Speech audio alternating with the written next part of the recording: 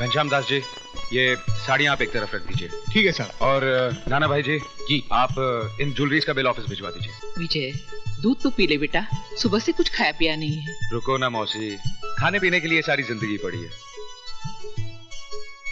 ये हार हटा दीजिए, ये इतना भारी है कि मेरी मधु की गर्दन लचक जाएगी। बेटा पहले दूध तो... हे भगवान, दूध गिर गया। तो क्या हुआ, आसमान थोड़ा ही टूट पड़ा है। ये अपशकुन है बेटा। अरे मौसी, 20वीं सदी में रहकर तुम 13वीं सदी की बात करती हो। नाना भाई जी, मैं कपड़े बदल कर आता हूं।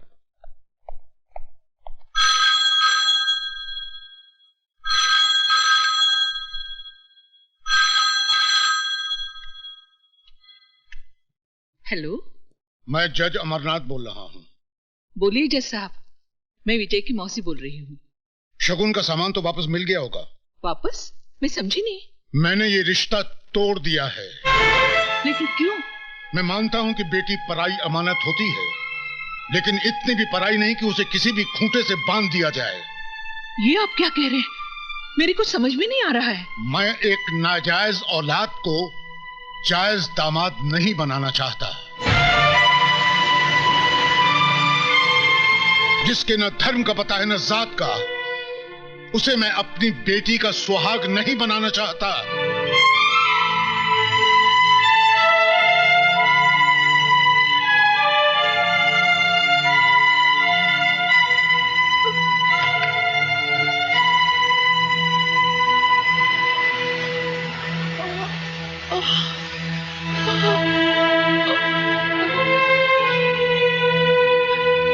मौसी जी, ये साड़ियाँ कहाँ रख दूं? बाहर कचरे के डिब्बे में। जी? तुमने सुना नहीं? ये सब उठा के ले जाओ यहाँ से, फेंक दो इन्हें घर से बाहर। मौसी, ये क्या कह रही हो तुम? मुद्दतों के बाद तो खुशी की एक किरण घर में आई है, उसे भी बाहर फेंक देना चाहती हो तुम? क्यों मौसी, क्यों? काश मैंने तुझे अपनी कोख से जन्म दिया होता। जन्म नहीं दिया तो क्या हुआ, पाला तो है तुमने। यशोदा देव की नहीं बन सकी कभी। कौन कहता है? ये दुनिया। मैं नहीं मानता ऐसी दुनिया को। इसी दुनिया में अमरनाथ भी रहते हैं। जज साहब, क्या कहा उन्होंने? तेरी शादी मधु से नहीं हो सकती। क्यों, क्या कमी है मुझ में? तेरे पास तेरे बाप का सर्टिफिकेट नहीं कि तू उसका बेटा है। तू जायज नहीं, नाजायज है।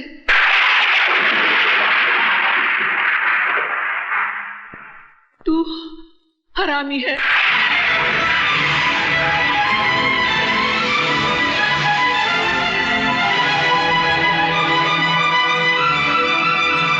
साहब, ये सामान जज साहब ने वापस भेजा।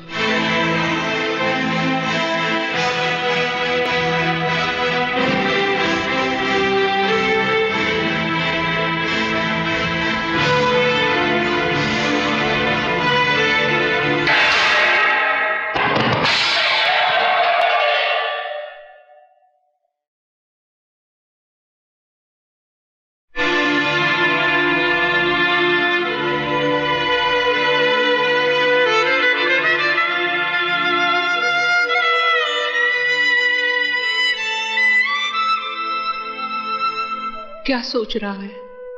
सोच रहा हूं, इस दूध की तरह मेरी मां की छाती से दूध का एक कतरा जमीन पे न गिरकर मेरे मुंह में गिर गया होता तो आज मुझे कोई हरामी न कहता, नाजायज न कहता। वाकई दूध का गिरना अपशकुन होता है, बहुत बड़ा अपशकुन। बहन जी, आपने मेरी बेटी का रिश्ता मंजूर करके मेरी इज्जत रख ली। आपका ये एहसान मैं जिंदगी भर नहीं भूलूंगा। नमस्ते।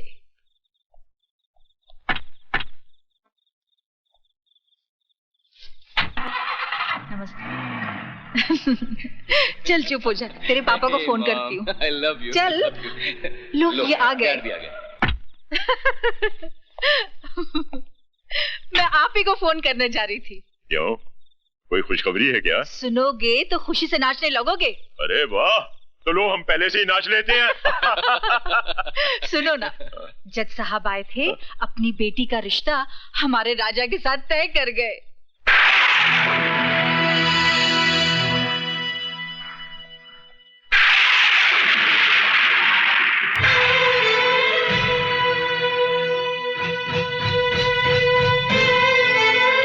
क्यों आई है यहाँ?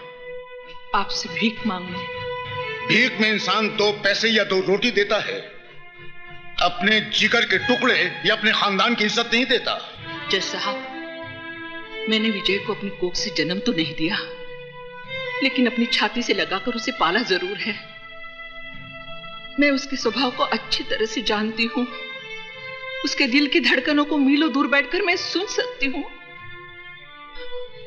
अगर उसे मधु का प्यार नहीं मिला तो वो खुद को मिटा देगा। जज साहब, वो खुद को मिटा देगा। जो इंसान पाप के बीच से पैदा हुआ हो, उसका मर जाना ही बेहतर है। डैडी, विजय की जिंदगी कोई आपकी अदालत का मुकदमा नहीं है, जिसका फैसला जब चाहा आपने सुना दिया।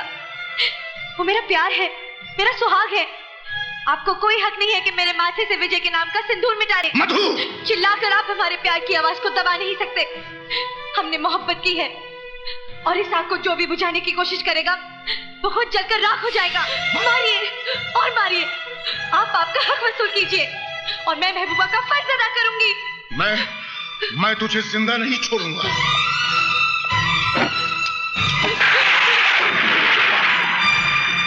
रुक क्यों गए जज साहब? चलाइए गोली। मेरी जिंदगी तो मेरे बेटे के काम नहीं आई, शायद मेरी मौत ही उसके लिए वरदान बन जाए। Get out from here! जा रही हूं जज साहब, लेकिन एक बात याद रखिए, इन मोटी मोटी किताबों से आदमी इंसान नहीं बन पाता। इंसान बनने के लिए उसे दुनिया की भट्टी में तपना पड़ता है। आप तो इंसान भी नहीं बन पाए, फिर आपको जज किसने बना दिया?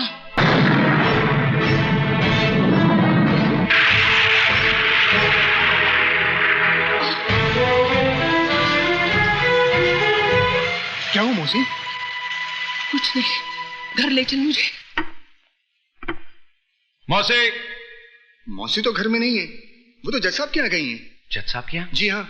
साहब मौसी। क्या हुआ मौसी को? मौसी बाहर गाड़ी में साहब। बाहर गाड़ी में? जी।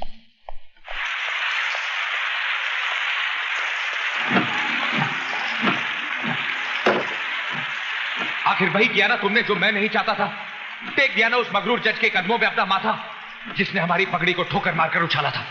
क्या मिला तुम्हें ये सब करके? बस एक तुम ही थी इस दुनिया में जिसने मुझे अपनाया, छाती से लगाकर पाला, सर उठाकर जीना सिखाया। और आज तुम भी इस बेरहम दुनिया की तरह मुझे एहसास दिलाना चाहती हो कि मैं एक गटर का कीड़ा हूं, मेरा कोई वजूद नहीं। तुम चाहे मेरी जान ले लो, लेकिन मौत से बदतर जिंदगी मत दो। मेरी जिंदगी तो पहले ही बोझ बन चुकी है, तुम मेरे प्यार को भी बोझ बना देना चाहती हो। क्या समझती हो कि मैं मधु के बगैर जी नहीं सकता? अरे जब मैं उस मां के बगैर जी सकता हूं जिसने मुझे अपने पेट से निकालकर कटर में फेंक दिया, तो मधु क्या चीज है? जवाब दो मौसी, मैं तुमसे कुछ पूछ रहा हूं, जवाब दो मौसी। मौसी, देख और रो मेरे मुकद्दर पर। मेरी किस्मत लिखते वक्त तेरे हाथ नहीं कांपे। सब कुछ तो छीन लिया था तूने मेरा, इस आखिरी सहारे को भी छीन लिया। तू भगवान नहीं, एक मामूली इंसान बनकर रह गया है, मामूली इंसान।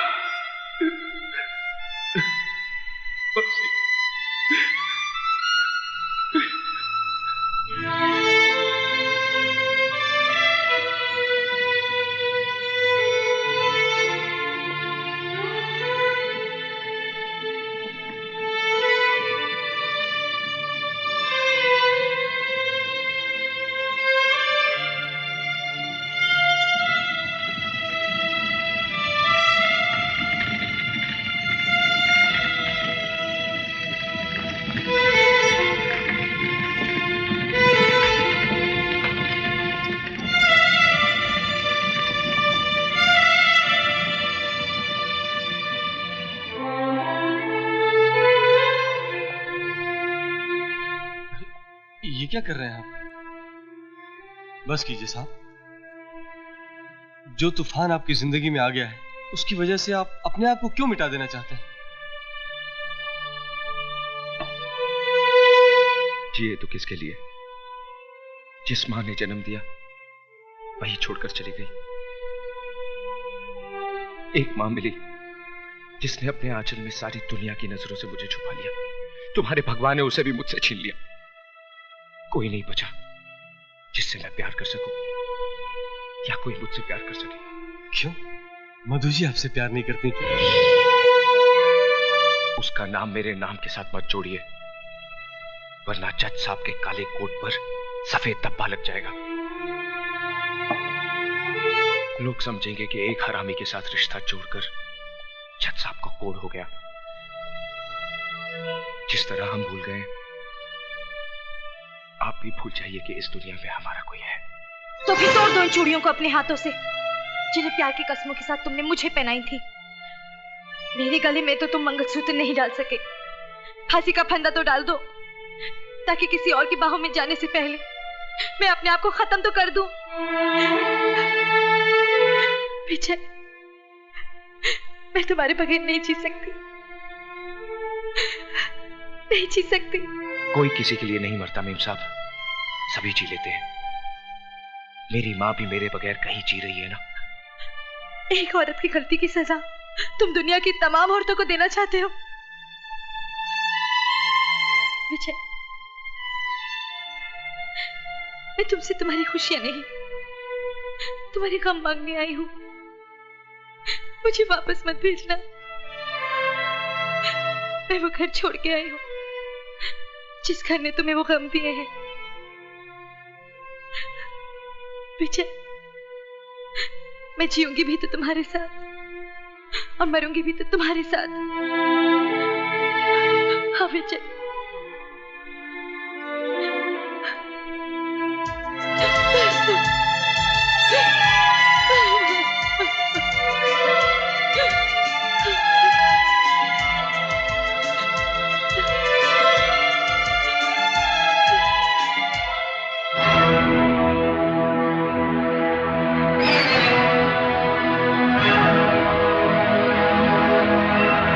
तुम अपने आप चलकर मेरे पास आती हो, या मैं इस हरामी की लाश पर चलकर तुम्हारे पास आऊं? इस हरामी की लाश पर चलकर तुम्हारे पास आऊं?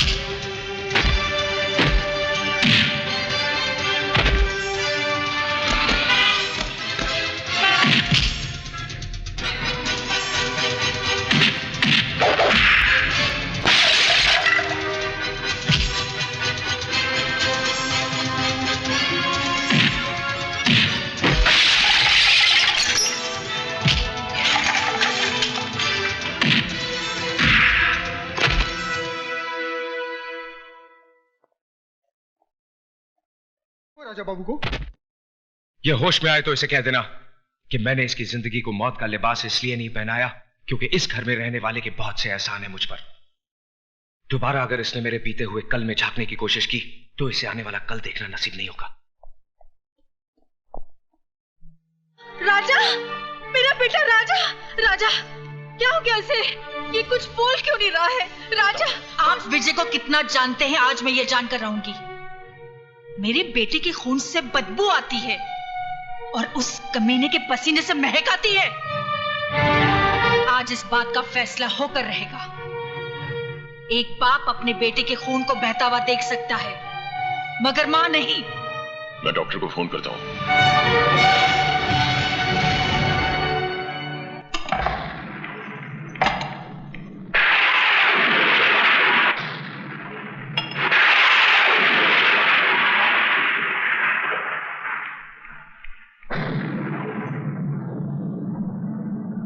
अंधेरे में बैठकर अपना मुंह क्यों छुपा रहा है?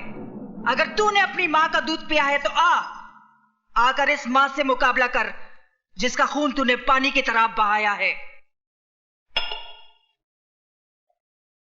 जा कहाँ रहा है? जवाब क्यों नहीं देता? क्यों मेरे बेटे के पीछे पड़ा है? इसीलिए ना उसने कहा था तू इस दुनिया में जरूर आया है, मगर बगैर किसी की मर्जी के। अरे तुझे तो तेरी माँ भी पैदा करके खुश नहीं हुई। कोई माँ अपने कलेजे के टुकड़े को अपने से अलग नहीं करती। तू उसके लिए बोझ था, इस धरती के लिए बोझ है। अगर तुझ में जरा सी भी गैरत है तो चुल्लू भर पानी में डूबकर मर जा, या तो अपने हाथों से अपना गला घोट ले।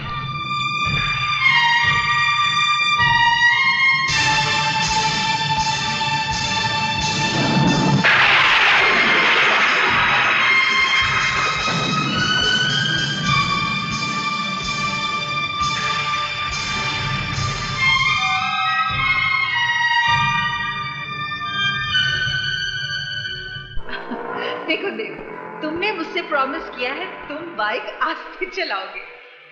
तुम्हें पता है मुझे बहुत डर लगता है। ओहो, बैठ जाओ।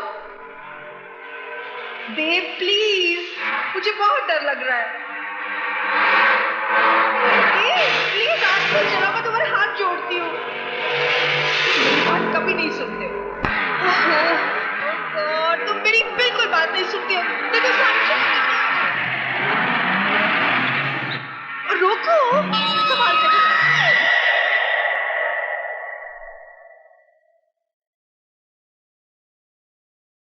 रुक क्यों गई? आगे बढ़िए और घोट दीजिए मेरा गला। सच कहती हैं आप, बिना पाप के नाम की जिंदगी बोझ बन गई है। जिस मां ने मुझे जन्म दिया उसने तो मेरे साथ इंसाफ नहीं किया। आप ही थोड़ी देर के लिए मेरी मां बन जाइए और मुझे अपनी नाजायज औलाद समझकर मेरा गला घोट दीजिए। घोट दीजिए मेरा गला। मेरी मौत आपकी जिंदगी को खूब दुआएं देगी। घोट दीजिए मेरा गला, घोट दीजिए, घोट दीजिए मेरा गला।